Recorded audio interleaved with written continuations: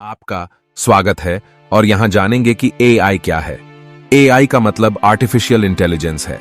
इसका तात्पर्य मशीनों में मानव बुद्धि के अनुकरण से है, जिन्हें मनुष्यों की तरह सोचने और सीखने के लिए प्रोग्राम किया गया है।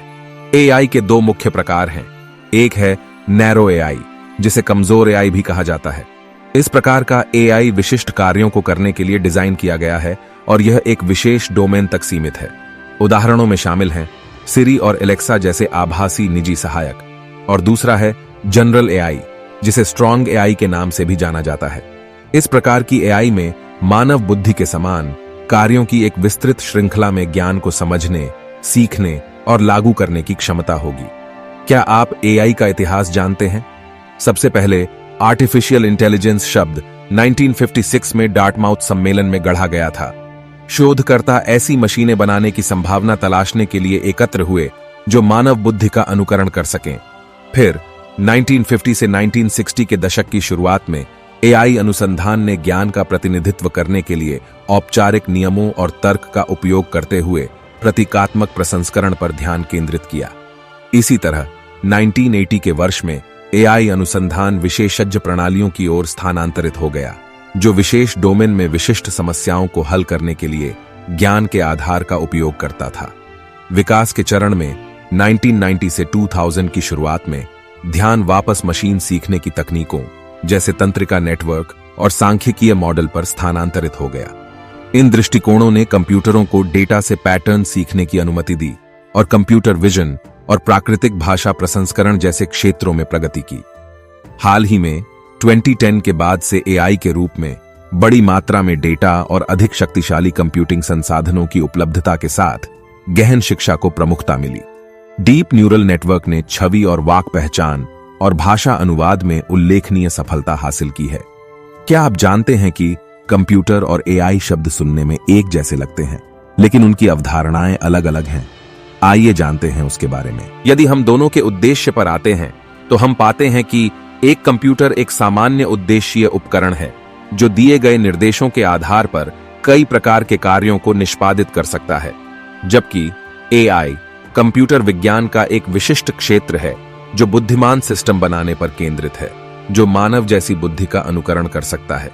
यदि हम इसकी कार्यक्षमता के बारे में बात करते हैं तो हमने पाया कि एक कंप्यूटर उपयोगकर्ताओं या प्रोग्रामर द्वारा दिए गए सॉफ्टवेयर और निर्देशों के आधार पर कार्य करता है। एआई सिस्टम सरल कार्य निष्पादन से परे हैं और समय के साथ सीखने और अपने प्रदर्शन में सुधार करने की क्षमता रखते हैं। संक्षेप में हम कह सकते हैं कि कंप्यूटर एक सामान्य प्रयोजन उपकरण है जो पूर्व निर्धारित निर्देशों के आधार पर विभिन्न कार्यों को निष्पादित कर सकता है, जबकि एआई कंप्यूटर विज्ञान का एक विशेष क्षेत्र है जो सीखने, तर्क करने और स्वयं निर्णय लेने में सक्षम बुद्धिमान सिस्टम बनाने पर केंद्रित है। एआई का बुनियादी ज्ञान होने के कारण टिकाऊ पृथ्वी के विकास में एआई की भूमिका के बारे में चर्चा करना आवश्यक है। यहाँ हम जान सकते हैं कि विभिन्न पर्यावरणीय और सामाजिक चुनौतियों के लिए अधिक कुशल और प्रभावी समाधान सक्षम करके कृत्रिम बुद्धिमत्ता एक स्थायी पृथ्वी के विकास में महत्वपूर्ण भूमिका निभाती है। जैसे एआई संचालित जलवायु मॉडल जलवायु परिवर्तन पैटर्न की अधिक सटीक भविष्यवाणी करने और समझने के लिए बड़ी मात्रा में पर्यावरणीय डेटा का विश्लेषण कर सकते हैं। इसके अलावा एआई एल्गोरिदम परिवहन, भवन और औद्योगिक प्रक्रियाओं जैसे विभिन्न क्षेत्रों में ऊर्जा के उपयोग को अनुकूलित कर सकता है। उपभोग पैटर्न का विश्लेषण करके और ऊर्जा वितरण को समायोजित करके एआई ग्रीनहाउस गैस उत्सर्जन को काफी कम कर सकता है और ऊर्जा दक्षता को बढ़ावा दे सकता है। और बिजली के क्षेत्र में एआई स्मार्ट ग्रिड के विकास की सुविधा प्रदान कर सकता है, जो बिजली वितरण को अनुकूलित करता है, दोषों का पता लगाता है और मांग प्रतिक्रिया को सक्षम करता है। उपभोक्ता वास्तविक समय, मूल्य निर्धारण और मांग संकेतों के आधार पर अपने ऊर्जा उपयोग को समायोजित कर सकते हैं। इसके अलावा एआई सिंचाई को अनुकूलित करके, फसल की पैदावार की भविष्यवाणी करके और पौधों की बीमारियों और कीटों की पहचान करके कृषि पद्धतियों को बढ़ा सकता है। इससे संसाधनों की बर्बादी कम होती है, फसल की पैदावार बढ़ती है और टिकाऊ कृषि पद्धतियां विकसित होती हैं। और साथ ही अपशिष्ट प्रबंधन को अपशिष्ट छंटाई, पुनर्चक्रण प्रक्रियाओं और अपशिष्ट से ऊर्जा रूपांतरण द्वारा बेहतर बनाया जा सकता है।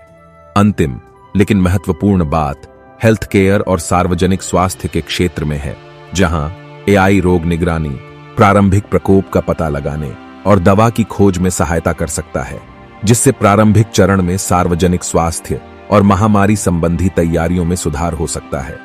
एआई के ऐसे फायदों की चर्चा से यह विश्लेषण स्वाभाविक है कि क्या एआई मानव से अधिक कुशल हो रहा है। एआई कुछ कार्यों को करने और विशिष्ट क्षेत्रों में मानवीय क्षमताओं को मात देने में तेजी से कुशल होता जा रहा है।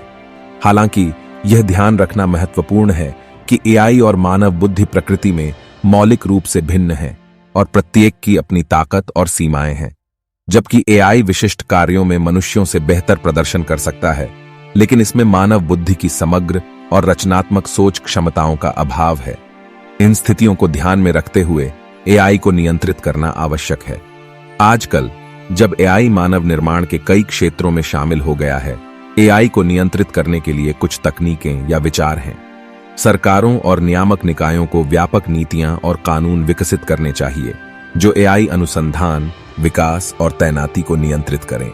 इन विनियमों को एआई सिस्टम में डेटा गोपनीयता, पारदर्शिता, पूर्वाग्रह और जवाबदेही से संबंधित मुद्दों का समाधान करना चाहिए। इसके अलावा एआई को नैतिक दिशा निर्देशों द्वारा कवर किया जाना चाहिए। एआई विकास और उपयोग के लिए स्पष्ट नैतिक दिशा निर्देश स्थापित करना जो यह सुनिश्चित कर सके कि एआई सिस्टम को जिम्मेदारी से डिजाइन और उपयोग किया जाए।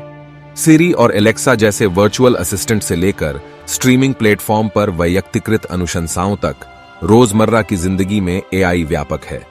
अंत में यह कहा जा सकता है कि एआई प्रिय विश्वास पात्र के रूप में असीमित सहयोग प्रदान करता है।